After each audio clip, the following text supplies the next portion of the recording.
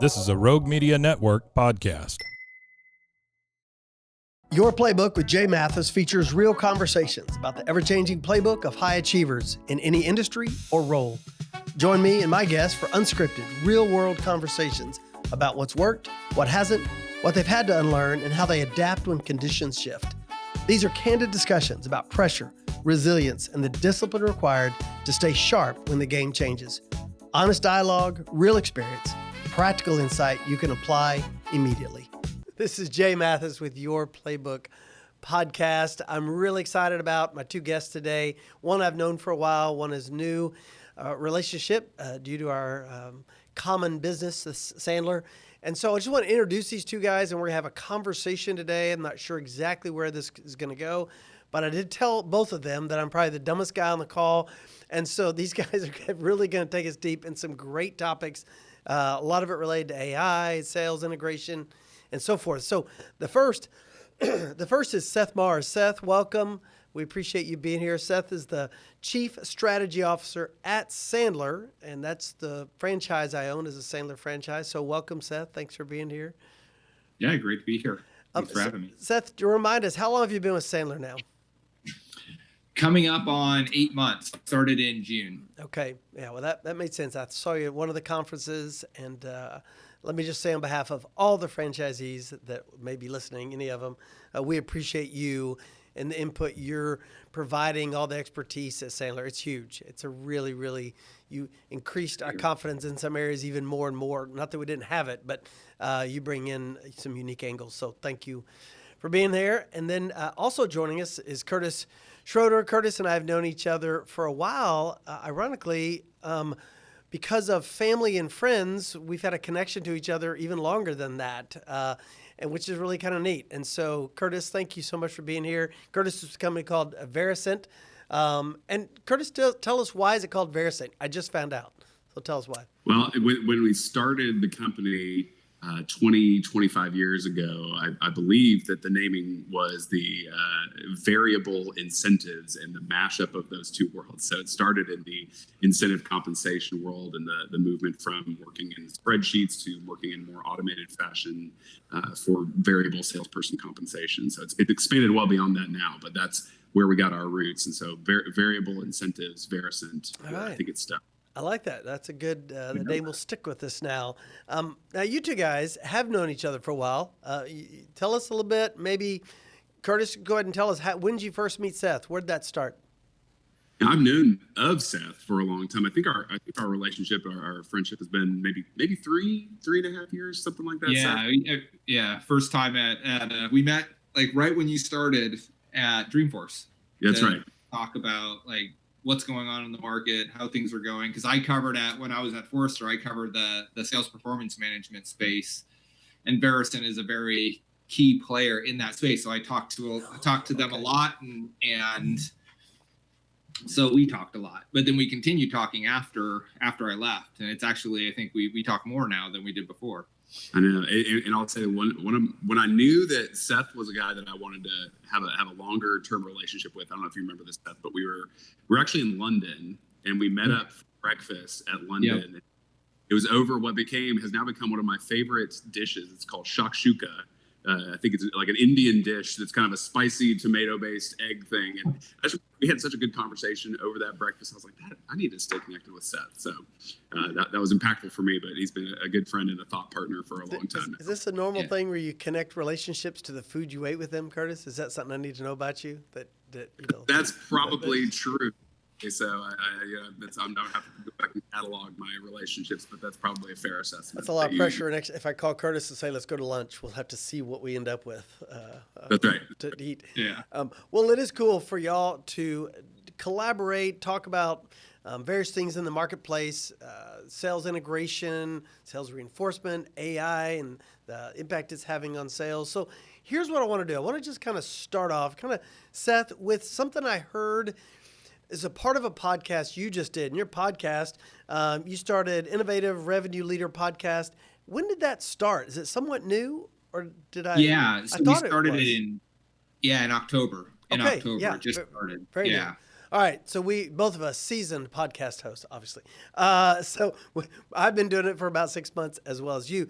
You introduced a guy named Ryan McShane, vice president there at Salesforce. And here's something that was said. I'm going to take his phrase, kind of shorten it a little bit, but he said AI doesn't really care. AI doesn't really care about your experience, meaning he doesn't know how long you've been in the business, how successful you are in sales. It knows behavior. That's what it sees. What did he mean by that? And let that maybe just be a catalyst into more understanding for people how this AI resource is impacting the sales world. Yeah, I mean, my take on what he meant by that is it can only know what you do, not who you are. And I think that's a really important aspect of why I'm really bullish on sales, especially the rogue nature of sellers, right? Like some of sellers like to do their own thing and figure out new ways to win. And I think AI is going to enable them to do that, not only at scale within their own job, but also at scale within the companies they work for. Okay. So by embedding in those things, understanding what that looks like and sharing it across. So I think the big my takeaway from that comment from him was, hey, it can understand how you're doing things, but it doesn't understand who you are. So you behaving in a way that's different than the norm, finding unique ways to win is what's truly human. And it's also what's going to truly separate you in the future.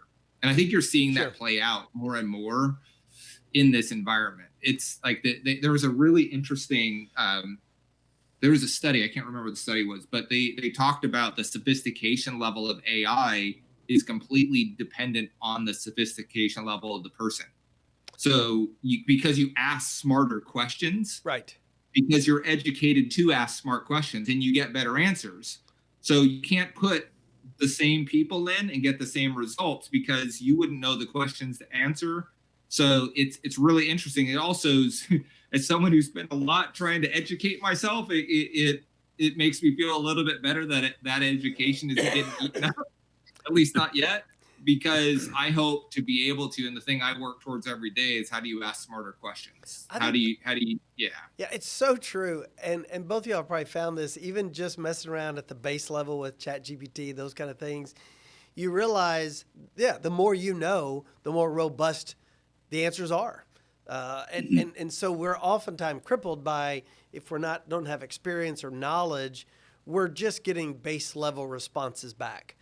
And we haven't really tapped into the depth and the breadth of how it can impact us. Curtis, when you think about Veracent and your experience in the past, tell us how AI is influencing the work you're doing. And are we on the right track in what we're saying here with Seth? Is that you're seeing the same thing? Yeah, and I'll call back to, so part of my role at Veracent is to explore some different things in the market and come in with some hypotheses about what might be happening and try to make sense of what we might be feeling and put some language and words to it. And one of the things that I was thinking about last fall was this idea that we kind of blanket term AI and we just say we're using AI as a sales organization, or I'm using AI as a salesperson.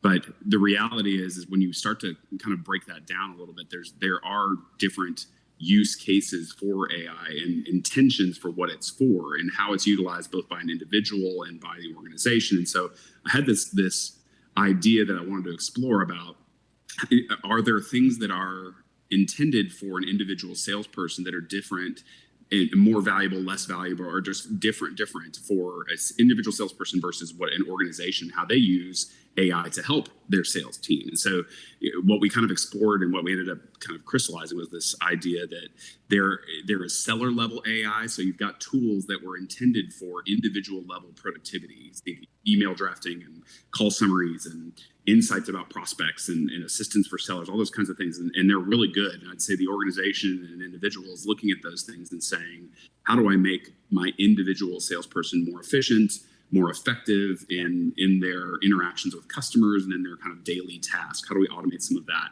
The limitation around that to some extent, though, is that, if my goal is to say I've got a sales force of 100 people, I want to get 10% better productivity out of each of those 100 people. Like, now I'm constrained by a lot of things that are outside of my control as a leader or as an organization. Because what if that individual is more deep in their career and they're more technology averse, something like that. So is AI really going to be something that's going to change or influence how they work? Do they want that at that stage in their career? Do they see the value, the trade-offs there? You've introduced this kind of almost individual level risk that I haven't heard many people talk about in the idea. If we want all of our salespeople using individual or independent seller level AI, there are risks associated with now I need to get each of those 100 people doing their job 10% better. Where I had some exploration as well was to say, well, what do we do, or what could we be doing? What are organizations doing where AI is actually built more at what we call the system level, and its decisions are getting smarter. We're kind of enhancing organizational intelligence and learning that becomes more scalable, that then has almost a direct and an indirect influence on our salespeople. And when I think about this, a very practical example for Verison, but I think about forecasting or even territory design. And we think about the kind of way we can use AI and predictive capabilities and simulations to look at the impact of different designs of the sales territory so that we're setting up reps with territories and quotas that are more realistic to some extent, right? And so as a salesperson, I'm sitting on the other side. I may not even ever know what went into those decisions. And I probably come with my own presuppositions about whether that's good or not. But the idea that we can actually just make the organization smarter, and those decisions that we're making to impact all those salespeople can kind of give us more exponential lift and growth. So when I that it's kind of this balance of seller level independent things, which are still good. I'm not arguing that we shouldn't have those. Those are all very effective, but they were a very different way of thinking about the risk profile and the potential impact of things that kind of are at the system level. I think like since that report came out, you and I talked about it when it came out, and we talked about the system versus seller level. The evolution is I think if you're in this business and trying to maximize this for sales, you need to take the seller's job and explode it into the pieces that it needs to that need to be done, the jobs that need to be done, and then reconstruct it with the idea of what a seller needs to do and what agents could do for it. That's right. So this is it's become, and that has the same concept of system in that you may take these jobs, bucket them and move them into a group of agents, and then hire a person to coordinate and make sure all that work's done with the agent. And then the job of a seller is this smaller thing, but you're doing it to a wider group. So if you're thinking about it, I am doing less work, which is what everybody that I don't need to do to win deals. So it allows me to expand the capacity of that seller to go win more deals by doing the work that they are most influential. Like it's evolving in that way. So like when you and I talked, Curtis, we weren't even thinking about that from a system versus seller. I think that's even evolved since our conversation 2 or 3 months ago to now. System is the parts of the job that need to be reconstructed. Like you hear a lot of people talk about, like you shouldn't build AI in the way that you did things before. You need to start over and build it from the ground up. I think that is the stuff that you're talking about when you're actually going to do it. Are y'all suggesting that in the last however few years, AI has been this thing we're attaching on to what already exists, and you're suggesting, and it helps to some degree, but it's clunky, right? It just doesn't always fit. So you almost have to start over.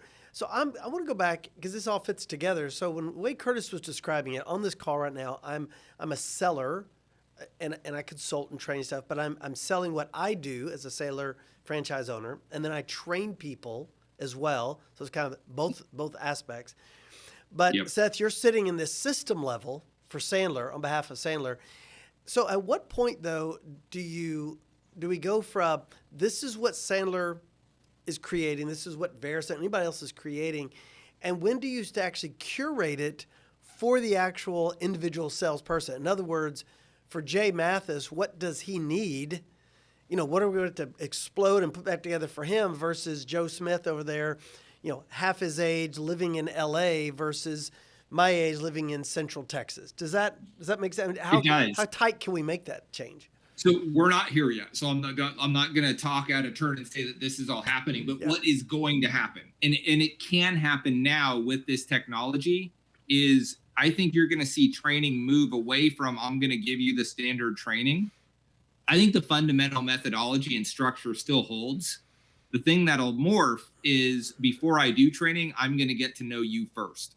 So I'm going to get to know how this seller sells, and then I'm going to train you in the context of how that seller sells, what their job is, what they do, how they behave, like what are the things, because every seller has different strengths and weaknesses in their personality of how they go about things. I think you finally have the idea, and everyone will call that personalization, which has never really worked.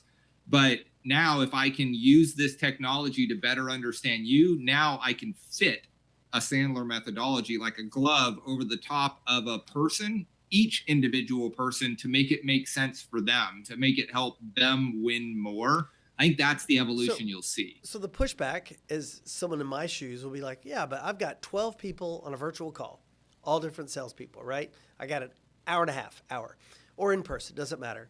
And I'm delivering world-class methodology. No doubt, we all agree Sandler's good. Let's say I'm world-class at doing it even. And so let's say it's just an incredible experience. You're saying either after that or before that, or maybe in real time, live, all these different people are going to walk out with a game plan, or maybe is that follow-up type coaching? Because I can only produce certain words in real time. Does that make sense? Where does the personalization come?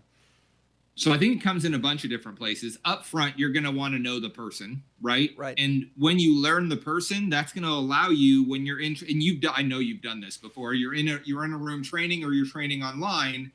If you know this person really understands this concept, this person really doesn't, you will play those two people in different ways to optimize the training. Yes. So the training that you would do with people, the way that it's done today, is about teaching the fundamental concepts, but it's also about bringing people together, getting a common language, all of those different things. And I think those things hold.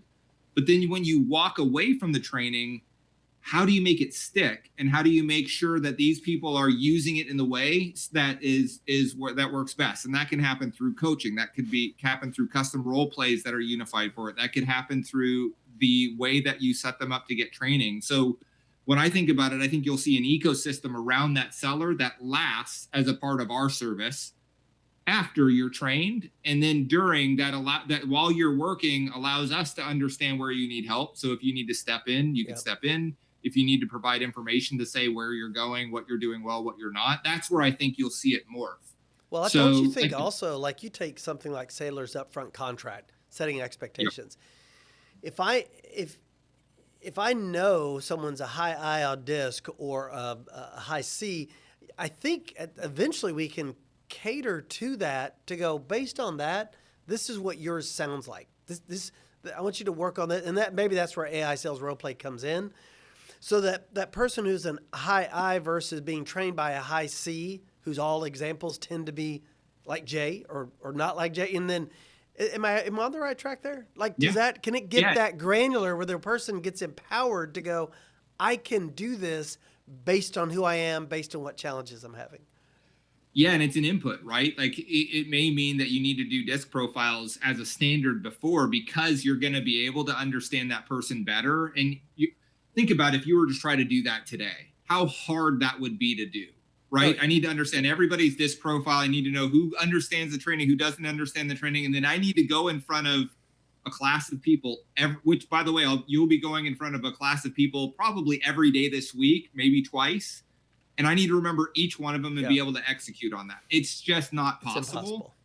However, if you had the ability to push all that together and get insights out and give you the pieces of information you need to say, here's your best student.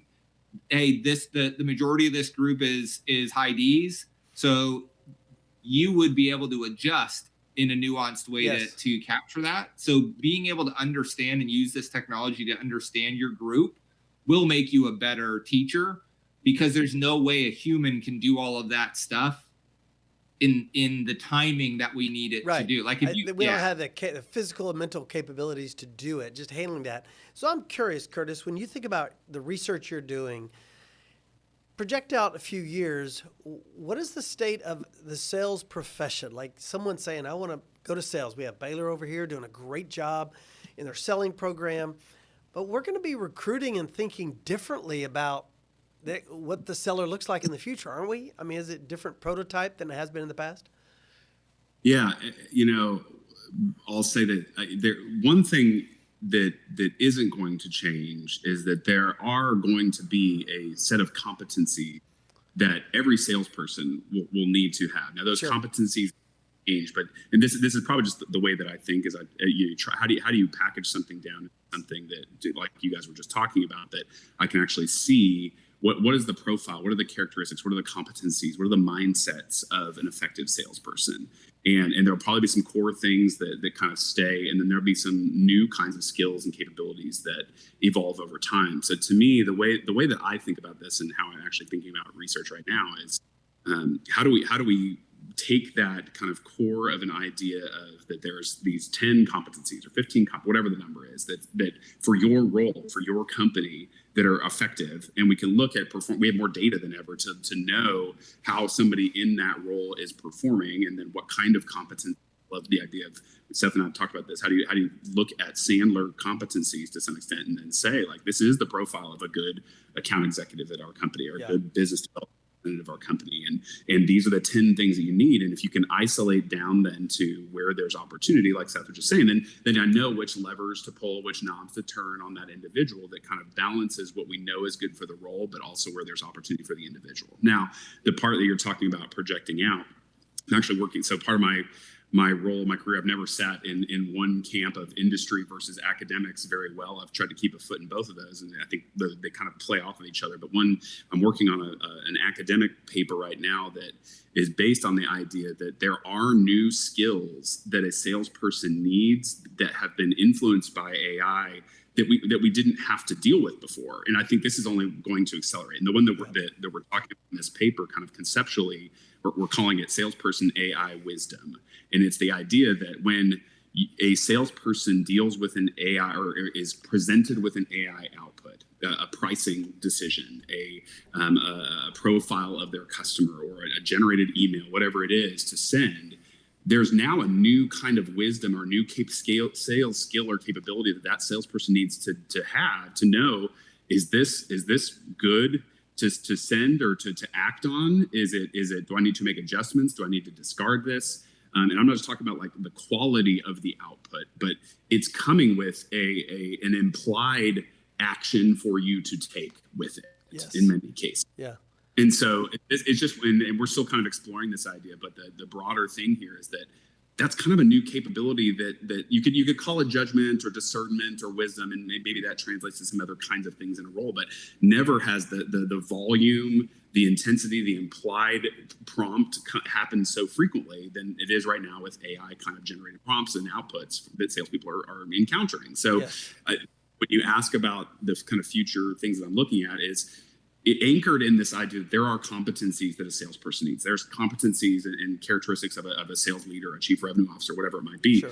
But those, we're going to have to augment that and be open-minded and open-eyed about the new kinds of skills and capabilities that are going to be required that are influenced by evolution and technology. Yeah, and it's crazy because I think for years salespeople, or sales professionals, as they get older, they could just continue with their work and they can set aside, I'm not going to do that. And we're still on that bubble of, I don't need to do AI sales role play. I could just do what I have always done. It feels like time is going to take care of itself. In other words, my generation is going to get older and stop selling. The next generation, it'll be as normal. AI and its input on there will be as normal as anything. What was normal to me 30 years ago, this will be normal to them. So some of that, you said wisdom. I saw the word AI fluency at some point, but the fluency in AI will just be like fluency in an iPhone, fluency in, software. And so time almost takes care of itself, it feels like, because the next generation won't know any different. The only piece I'll add to that too is where I feel there's opportunity is that you mentioned earlier, there are university programs that are training sales individuals who are interested in sales roles. So the curriculum that they're going to have to keep up with to evolve their curriculum to prepare sales people is going to change, right? Like that. That's going to be a part. It really has to, doesn't it? Otherwise, it's an Yeah, antiquated sorry, track. Yeah. Exactly. The other part then, and this is more to leaders and individuals and companies that are hearing this too, is that your onboarding, your ongoing training and enablement, like it's always been a dynamic kind of role, but it's going to become even more dynamic because of those new skills that are coming along. So that's really where the evolution is going to be, is how do we continually not get okay with the status quo on what sales people need to be successful and evolve our organizations and understanding of the skills that sales teams It's interesting you're sharing that because, I've been with Sailor about 1.5 years. Seth's been with 8 months, but we know the history of Sailor. And Seth, tell us what happened over the last few years that Sailor saw their future was going to have to shift.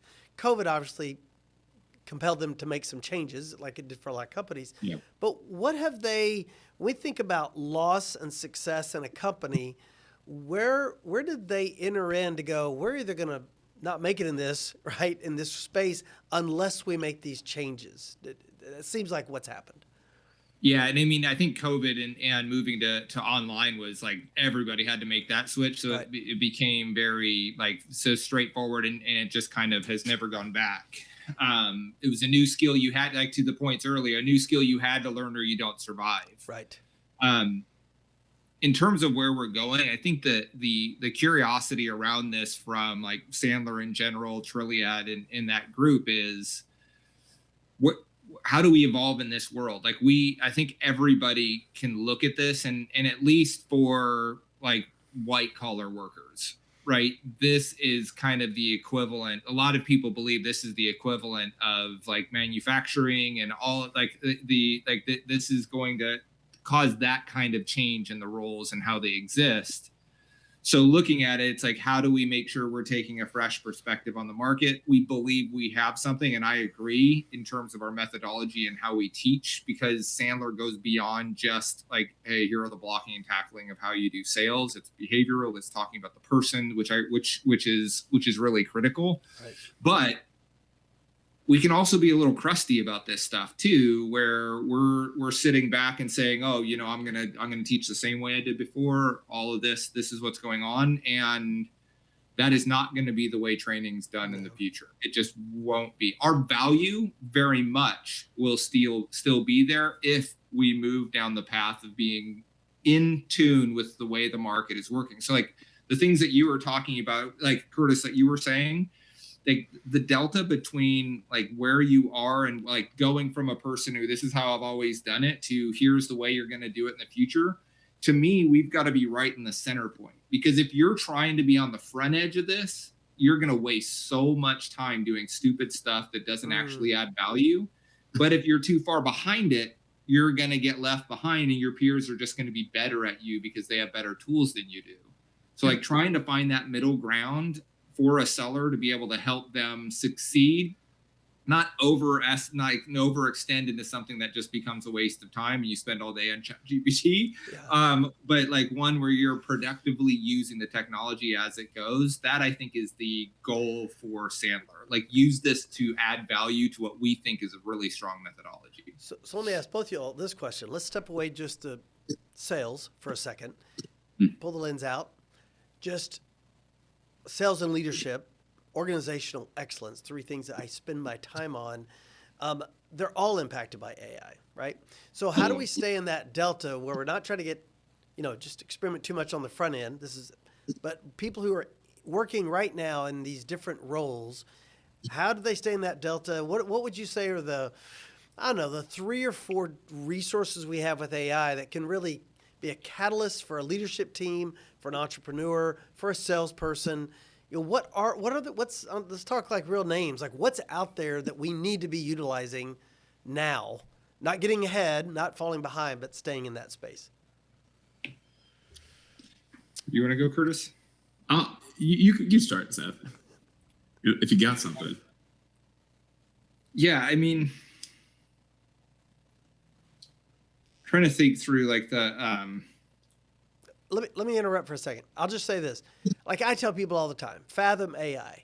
Like we should all be using that resource. It accelerates how we process meetings, how we summarize, how we capture all the information, organize. To me, that's a simple tool that I've even recommended to people, and you can tell there's already this pushback. Like, I don't know if people want us to record meetings. I don't know if it's really going to. And to me, that's one of many examples of, no, you don't have to be an expert to use this, but it will have an accelerator in whatever role you're in. If that makes sense? Yeah. So the first thing I wrote down in terms of the 3 was conversation intelligence and being able. Yeah. So here's the thing, like sales is about having effective conversations with a buyer, right? Yeah. And working to show them why your product is the best product for them to buy. So if you're trying to be really good at AI, how do you think you can be if you refuse to capture those conversations and analyze and understand them? So to me, foundational to anything you do is you have to capture email, you have to capture phone call, you have to capture web conferencing. You just have to.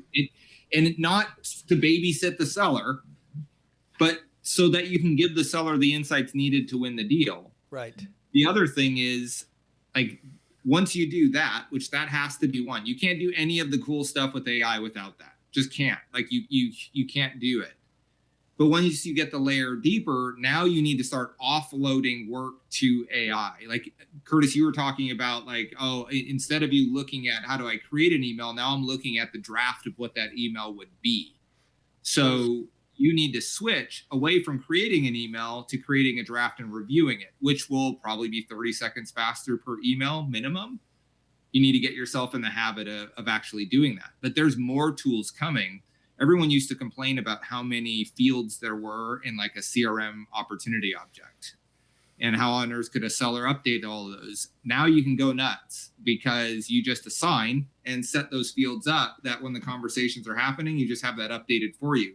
Now what that does is it turns it into insights you can give back to the seller. Yes. So like that's number 2 is you need to find ways to do right back, like stuff that gets that work off the seller's plate. The other thing is like, I truly believe like sellers should not be forecasting. Like they shouldn't be forecasting. Wait. They are bad at it. We should not be forecasting as in making our projections, what we want to achieve, what we think is going to happen. Just not be in that business. No, you should be a contributor to it and responsible for delivering it, but not figuring out what the number is. So it doesn't make it any less important. As you talk about conversational intelligence, I threw in before you got there Fathom AI, because I think in terms of product, and a lot of just everyday people think that way, but I think that raising the game of how we think about this, once again, doesn't just help salespeople. It helps like leaders and organizations who have a bunch of vice presidents under them or a board. They need to have conversational intelligence and how AI can really accelerate their organization, make them more effective. Because there's going to be a competition at that level as well. For sure. And I mean, it's trying to get to the feature that you need that works for you, and having a lot of conversations with clients in the past and even today, trying to fit them with the thing that they want to accomplish. Like in some cases, you may not need email creation. Like say it's a high outbound like BDR team. I don't need, and it's one touch. I make the phone calls type. I don't need it. Like, so when you think about conversation intelligence, to me, that includes web conferencing capture, email capture, phone capture, those types of things. But that data is really the gold, right? Like once you have that information, which by the way is very taboo. Like I would tell you, when I would advise customers 4 or 5 years ago, it was no, like flat no, especially enterprise customers. There isn't a chance on earth I'm giving you access to my email, to my phone calls. But the truth is now you have to if you want any sort of value. Right. So the bar is moved because of these technologies. Do you think we're quite there yet? Either one of y'all, like Curtis, do you think we're there yet that people are getting okay with that and just saying, sure, you can record the meeting. Sure, record the call. I think we're getting closer to being there because 10 or 15 years ago, as the idea of big data started coming out, we realized there's just all this data that is we want to have access to. So there's all these efforts to break down our organizational silos and our data silos to get access to all this big data. And it's like we're in a similar evolution in the sense that I think we've now got all of the data that we like, just an incredible amount of data about all salesperson activities and how things are happening at the front lines, right? So I think it becomes, this kind of gets to, I think what we were talking about a little bit earlier, like some of the, what does a leader need to look at it? To me, it's less about the tools. It's more about how do I first triangulate what I've got to get to something that's meaningful and insightful. I was talking with a couple founders of an AI coaching organization a few weeks ago, and we're talking about giving managers more insights into even some of these competencies we were talking about earlier, like giving them more insights into the specific areas of coaching that they can help a salesperson. And so it's kind of putting these insights in front of a manager, a leader, to be able to do something with them. But I will say this goes counter to my like data-driven self, is that, if you would have asked me 3, 4, 5 years ago, like primarily about performance, I would have pointed straight to tools and data and decision-making, all those kinds of things. But I think that there is a huge human aspect to the use of that data and the adoption of that data. It's not a technical issue as much anymore. It's really about people. And you could hand a sales team Gong or Clary or Veracent or whatever it is and still not see change, because in many cases there's still, I think this might get back to a little bit of like where there was a trust issue of like, do we trust that? Do I, as a salesperson, want all of my activity exposed so that it's visible? I think that's probably one of the things that attract a lot of people to a sales role, is the autonomy to kind of operate in the ways that I think are best. And I'm kind of, I eat what I kill. And so, don't tell me what to do. I'm going to do it the way I want to do it. But so I think where we have to build, we talk about, I was talking with somebody the other day, it's not just about AI in the loop. It's or human in the loop. It's humanity in the loop as leaders. How do we actually recognize that data doesn't necessarily change behavior, insights don't change behavior, but there's a trust aspect or a fairness aspect. And we have to communicate and lean into the idea that we have to keep people at the forefront of what we're doing and not let the technology just make an individual a number on a page that we're just managing to try to become more productive and effective, right? Yeah. So I think that's where there is an important skill that for a frontline manager, for even more senior leaders, to have that humanity in the loop in how they use all that abyss of data that they've got to get the most out of it, is to understand the people that they're trying to affect with it. I heard a silent guy say it's psychology, technology, and methodology, right? It's all those. There's a convergence of all three of those that have to work together in that. Sorry, go ahead, Seth. Yeah. Well, I mean, I think that like it's just double clicking on that. I think it's 100% true. The bigger change is if you want this stuff to work, the bigger change is going to happen from your leadership. Just like you said, Curtis. Oh yeah. And here's why. So if you're thinking about the world as you used to run it, you maybe did a ride along with a seller. Maybe you could listen to recorded calls. So you had a cap on how much that you could evaluate your seller. And if you had 10 of them or 20 of them, you could maybe one call a week or whatever max where you could evaluate. So what a sales leader would do, document everything that seller did wrong. And then they would use the calls. We have this culture in sales leadership that you use data to punish the people that give you the data, which is why nobody ever put anything in CRM. It's why you kind of shirk around your forecast. That has to change. And you need, as a leader, to have an approach on how do I enable my salespeople with data? How do I give them their own opportunity to improve themselves before I go after them? Which means you need them to coach themselves on the minor stuff, and you coach them on the major stuff or the chronic stuff that doesn't change. That's a very big shift, especially because most leaders, if you think about it, are going to be more senior than a seller. So it's even going to be a more tenured person who has more experience in the old world of not having all this stuff. So if you've been successful, like beating the crap out of your sales team and hammering them and pushing forward in that way, it's going to feel really weird to take a step back and to monitor in different ways. But you have to, because the minute you start judging that seller on the information that's being provided rather than supporting them is the minute they have a broken link and they can't turn on their conversation. And they can feel it immediately. I mean, years ago, I used to, when I was with Mass Mutual, and I met with about 6 other agents and our regional manager or something like that. He was always at the head of the table, and we put up our numbers, but with the numbers we put up were points. So we tracked points for activity, first time calls, closing interviews, opening cases, that kind of stuff. So we put our points up, but what was great about it is we kept our points, activity points. We put them up, and then he would just sit back and basically say, "What do you see up there? Like what? Let's talk about what you're seeing. What patterns are emerging? Yeah, how can I help? Yeah, you got 10 referrals last month, but you didn't call any of them this month. Like what?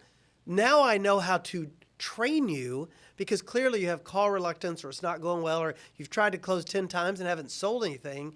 Instead of beating you up for not selling something, now I know that actually closing interviews are your challenge." And I think with AI, what he could do on his own with 6 people with pen and paper, now, to your point, we can accelerate that dramatically, multiply that ability to do that, and empower the rep to say, "Oh yeah, now I can go to AI role play and I can do role play coaching on how to close deals and get better that day."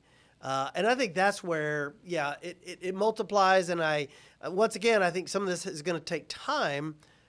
In some ways it doesn't take time, but there is an old way of thinking. And I think some of those are just going to get pushed out of those roles. They're not going to make it as a sales leader in the future unless they adopt this in their very language. So for you two guys, I'm curious. One of the things that I like to talk about, it's called your playbook because you operate certain ways. So let's get a little personal, not real personal, but I'm curious of y'all's journey. You've been working actively 20, 25 years, pursuing work. Take a minute and just tell us what's that journey like for you and trying to be a high achiever, which I believe both of you are in your space, the fields that you're in. What's been the high? What's been the low? What are the big challenges you've faced pre-AI, pre-COVID, that's kind of pushed you through to where you are today in your companies and the reputations you have and so forth? Like what have been those hurdles you've had to climb? I'll start this one, Seth. If you took the last one, I'll go this one. Maybe, I feel like I almost to say this, I need to lay down on the therapist chair to kind of dissect myself here. I have been a pastor in the past, so there you go. So, you can empathize. Go, my son. Help me work my way through this, Jay.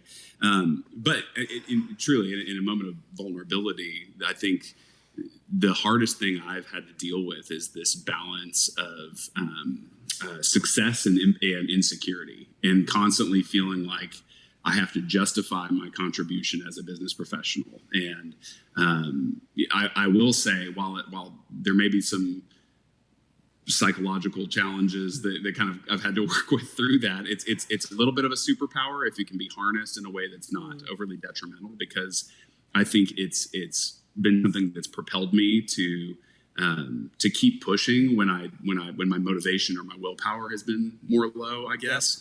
So I'd say I've come to appreciate that thing in me a little bit more, even though I still struggle with it at times, where you're just like, in the sense, and it's the same kind of lessons that I'm teaching my kids right now. It's like they want to earn money, and have a daughter wants to sell rubber band bracelets, and a son that wants to sell baseball cards, these kinds of things. And it's like, well, what you do has to create value for someone else, for them to pay money for it, or to give time and resources towards that. And so I think what at the core of that is a recognition of, in our professional careers, we're value creators. Like that's how we get ahead. That's how we make contributions. And that value creation can look like a lot of different things. It doesn't have to be a tangible, I just delivered against my quota or whatever it is. But as I think about my career and the highs and lows of that, it's where I've been able to effectively find that balance between the insecurity that I'm not doing enough and the outcome that says, like, yeah, I think I've accomplished what I set out to accomplish, the goals that I had reached for, or whatever it might be. So, as I've gotten more senior in my career and more experienced in my career, the pressure, I guess, of that has become less, but I think it's still there as a little bit of a driving factor that helps kind of continue to propel me. Is the word imposter syndrome? I know that's kind of a hot word like people use. That's probably the one. Is that's probably the like, what am I doing here? I can't, will I make it in this? Yeah. And when you realize that everybody else probably has a bit about that too, which I think is true for people, that's helpful in many ways as well. It definitely is helpful. Curtis, years ago, my dad was extraordinary in the insurance business with Prudential for 40 or 50 years.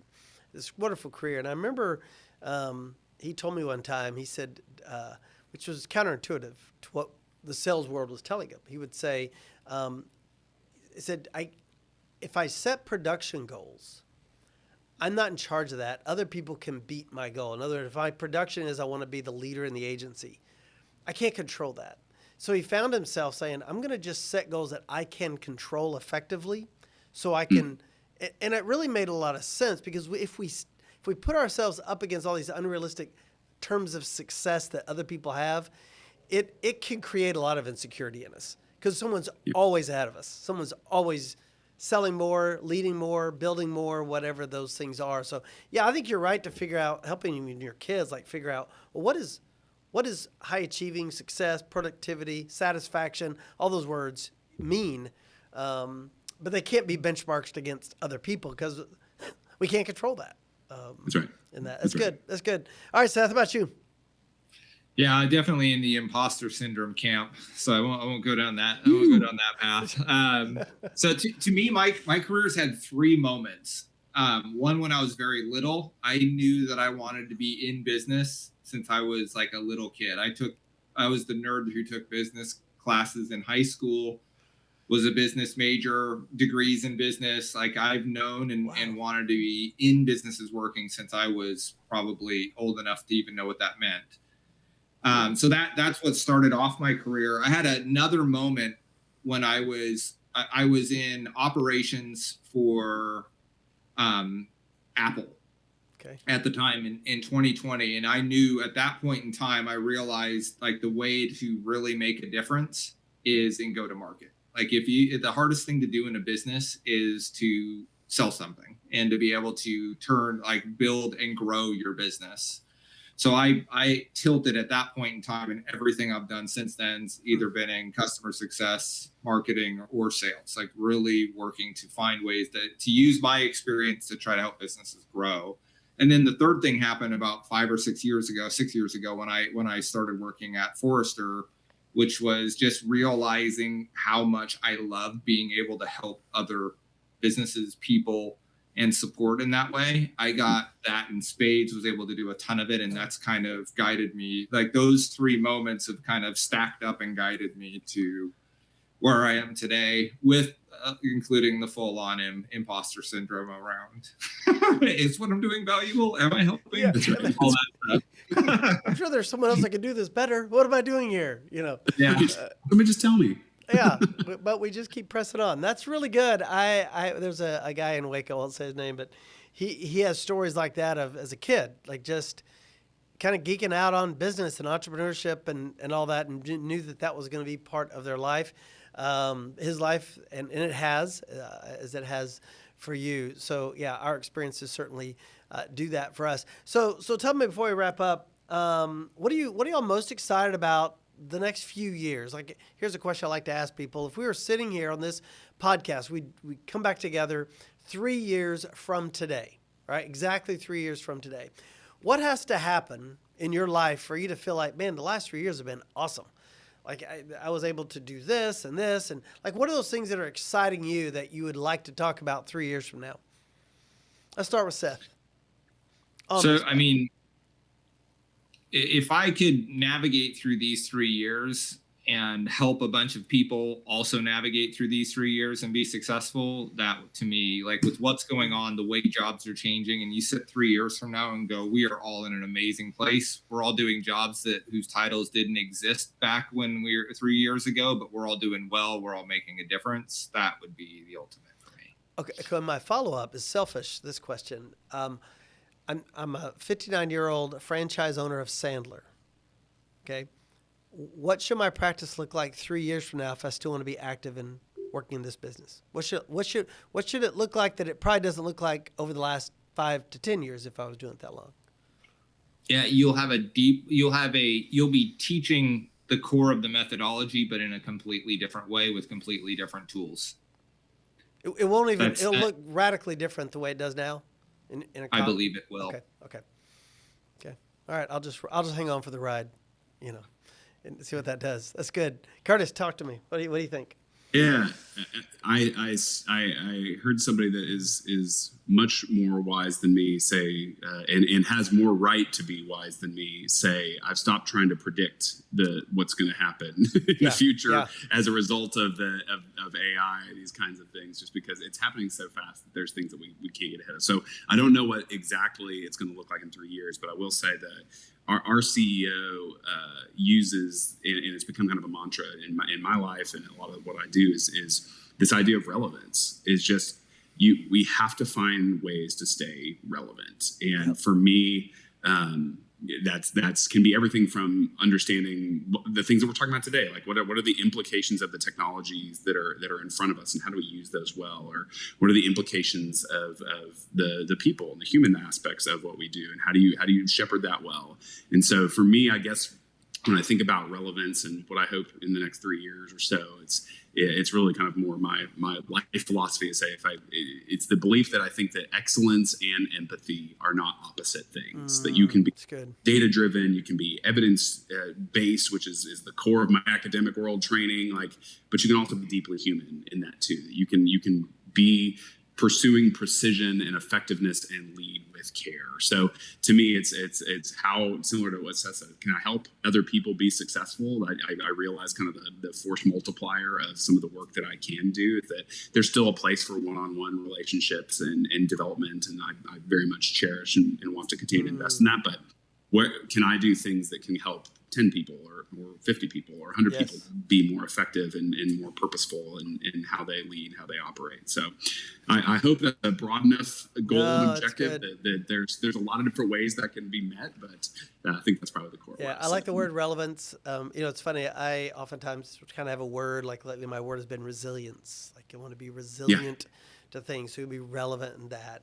And in hearing Seth talk about just, desiring people, like in my role and people in other roles, to really succeed and do well, help them do well. So I'll just say with this, having two guys on who are steeped in this issue of AI, technology, and the fluency that we need to have. Both of you guys, really, I appreciate you being on because you have obviously a strong human side. You're real guys who really want to help and really want to build something great in your respective companies, but it feels like even beyond those companies, right? In the lives of others, particularly Curtis, with you teaching and your love for that. Are you getting your PhD? What are you studying? I graduated last May, thankfully. You got it last May. Wait, did I not introduce you as Dr. Schroeder? Please don't. I feel really bad about that. But it'll be the last time. He needs to hear that. Yeah. Well, hey, Seth, Curtis, thank you so much. And really do a great job at the Sandler Summit. It's in Florida, Fort Lauderdale. Next month, these two guys are going to be there.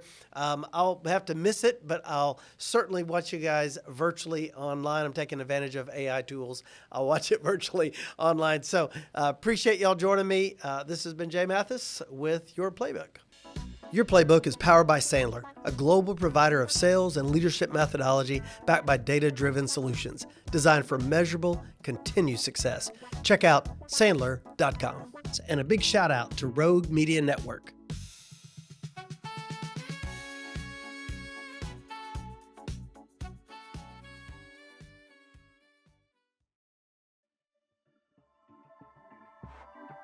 This has been a Rogue Media Network production.